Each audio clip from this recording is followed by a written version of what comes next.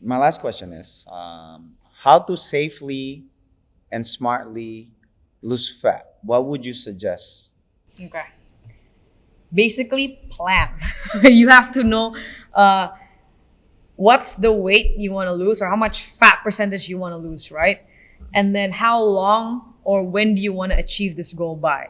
Because if you guys are talking to us, to Dr. Angie, to me, to Coach Albert, we'll basically ask why you want to do this, timeline-nya kapan, and then we also let you guys know if it's feasible or not, because we don't want to give you like false expectations. That's what people think, is that, oh, okay, you see on social media this person lost 10 kilos in a month, so you should not use that as a benchmark. So that's not a safe way, not a smart way. So what we do is basically, you need to go on you have to know your maintenance calories. So what Dr. Andy talked about was your total daily energy expenditure, how much calories you're burning in a day with daily activities. And then you just decrease it ever so slightly daily, around 300 to 500 calories. That's the most safe and smart way to put it. Also, if you want to talk about your 80% whole foods, 20% soul food, we're not restricting anything. So smart way to use it is make sure you plan whatever you want to eat also during that day. Let's say for me it's chocolate, and also what you need to eat that day. Let's say complex carbs, lean protein, and then your fibers, veggies and fruits. So it's everything gitu. That's how I would put it. Know how much you need to eat, and then also just reduce it a mild calorie deficit, and include foods that you like. If not, you're not gonna sustain it at all. Kalau aku yang penting nggak boleh terlalu drastis. Jadi misalnya makan berapa banyak, kita turunnya bertahap, perlahan-lahan. Nggak boleh dari makan misalnya 2.000, tiba-tiba jadi 1.000 atau 1.200 itu terlalu ekstrim. Yeah. Bertahapnya 2.000, jadi 1.800, jadi 1.700, jadi 1.500. Tapi nggak boleh di bawah BMR kita. BMR itu yang tadi aku bilang kebutuhan dasar organ kita berfungsi.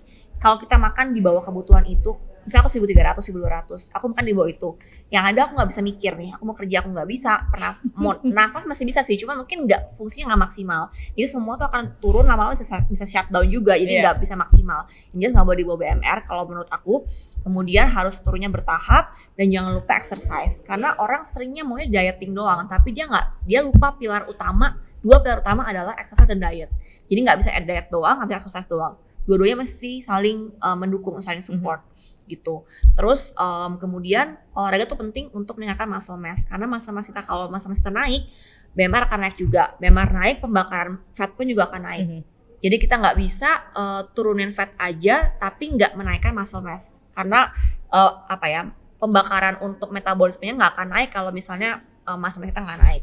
Itu sih yang penting. Wow, that is a good way to. There's so many good things there. For me, how to safely and smartly lose fat. I think the approach on losing fat, especially when it comes to diet, the thing is, food is not just as much as I like to say food is fuel. Banyak kita don't treat food as just fuel. Kan?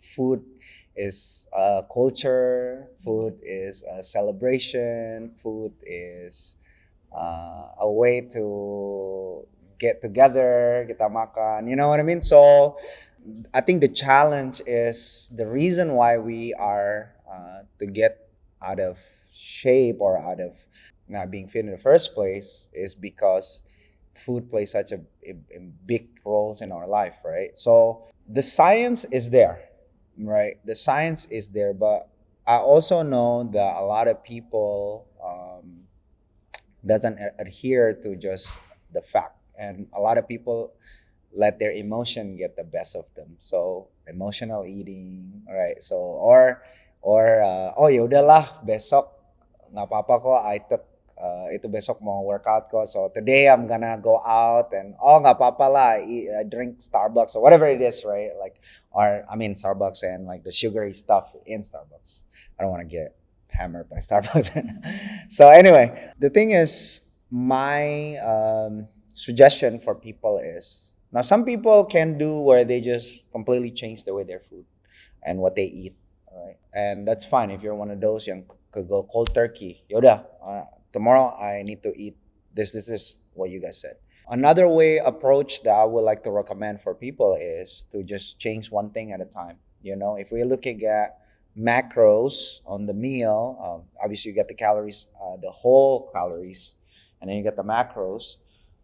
Maybe focus on meeting a certain amount of calories first, or maybe just focusing on meeting a certain amount of protein first, or maybe just meeting a certain amount of carbs first, instead of trying to do everything together, if that's an approach that is hard. So you could still go out and enjoy whatever this is, the culture part of food, the celebration part of food, but just try to change one thing at a time, and doing it that way. Maybe next month you could focus on one thing. Now that is a longer approach of doing it. And I know that a lot of people have that discipline, but maybe for some, it's a way to kind of like still enjoy this journey of switching over to something that will be ideal, perhaps. Okay? So that's just one of my suggestions to do it. If this is a strategy that might work for some of you, then try it out. You never know. And also, obviously, what these ladies say, I think it's a way to do it. So with that, I'm going to close this segment on the diet. So thank you so much, ladies, for a lot of good information here. For you guys at home, feel free to, first click subscribe. All right, follow for more content about fitness, diet, nutrition. In the future, hopefully we could answer all of your questions. If you have any question, just comment or DM. Other than that, I'll see you guys on the next episode of our Fit Talk. Peace.